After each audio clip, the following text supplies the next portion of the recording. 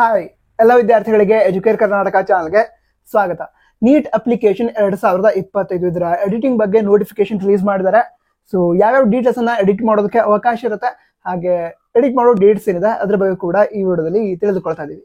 ಮೊದಲನೇದಾಗಿ ಮಾರ್ಚ್ 9ನೇ ತಾರೀಕಿನಿಂದ ಮಾರ್ಚ್ 11ನೇ ತಾರೀಕಿನವರೆಗೆ ವಿದ್ಯಾರ್ಥಿಗಳಿಗೆ ಈ ಅಪ್ಲಿಕೇಶನ್ ಅಲ್ಲಿ ಏನಾದ್ರು ಮಿಸ್ಟೇಕ್ ಮಾಡಿದ್ರೆ, ನೀಟ್ ಅಪ್ಲಿಕೇಶನ್ ಅಲ್ಲಿ ಏನಾದ್ರು ಮಿಸ್ಟೇಕ್ ಮಾಡಿದ್ರೆ ಅದನ್ನ ಎಡಿಟ್ ಮಾಡಿ ಸರಿ ಮಾಡ್ಕೊಳ್ಳೋದಕ್ಕೆ ಅವಕಾಶ ಇರುತ್ತೆ.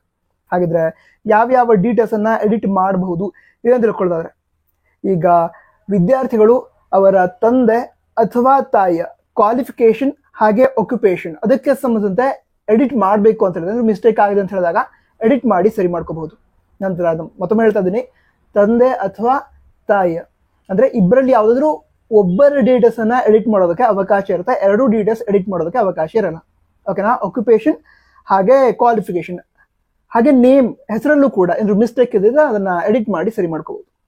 ಓಕೆ, ಅದ್ರ ಮತ್ತೆ ಯಾವ ಡೀಟೇಲ್ಸ್ ಅನ್ನ ಎಡಿಟ್ ಮಾಡಬಹುದು ಅಂತ ತಿಳ್ಕೊಳ್ಳೋದಾದ್ರೆ, ಈಗ ವಿದ್ಯಾರ್ಥಿಗಳಿಗೆ ಸಂಬಂಧಂತೆ ಎಜುಕೇಶನಲ್ ಕ್ವಾಲಿಫಿಕೇಶನ್ ಏನಿದೆ ಅಂದ್ರೆ 10th ಡೀಟೇಲ್ಸ್ ಅಥವಾ 12th ಡೀಟೇಲ್ಸ್, ಸೆಕೆಂಡ್ PUC ಅದರ ಡೀಟೇಲ್ಸ್ ಅನ್ನ ಎಡಿಟ್ ಮಾಡಬೇಕು ಅಂತ ಹೇಳಿದ್ರೆ ಎಡಿಟ್ ಮಾಡಿ ಸರಿ ಮಾಡ್ಕೊಳ್ಬಹುದು. ಹಾಗೆ ಸ್ಟೇಟ್ ಆಫ್ ಎಲಿಜಿಬಿಲಿಟಿ ಅದನ್ನು ಕೂಡ ಎಡಿಟ್ ಮಾಡೋದಕ್ಕೆ ಅವಕಾಶ ಇರುತ್ತೆ. ಕೆಟಗರಿ ಅದನ್ನು ಕೂಡ ಎಡಿಟ್ ಮಾಡೋದಕ್ಕೆ ಅವಕಾಶ ಇರುತ್ತೆ. ಸಬ್ ಕೆಟಗರಿ ಅಥವಾ PWD ಇದನ್ನ ಎಡಿಟ್ ಮಾಡೋದಕ್ಕೆ ಅವಕಾಶ ಇರುತ್ತೆ.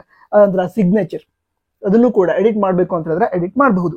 ಅದಂತರ number of attempts in NEET, so ಅದನ್ನು ಕೂಡ ಎಡಿಟ್ ಮಾಡೋದಕ್ಕೆ ಅವಕಾಶ ಇರುತ್ತೆ. ಅಂದ್ರೆ ಅಪ್ಲಿಕೇಶನ್ ಆಗಬೇಕಾದ್ರೆ ಏನಾದ್ರು ಮಿಸ್ಟೇಕ್ ಆಗಿದ್ರೆ ಅದನ್ನ ಎಡಿಟ್ ಮಾಡಿ ಸರಿ ಮಾಡ್ಕೋಬಹುದು.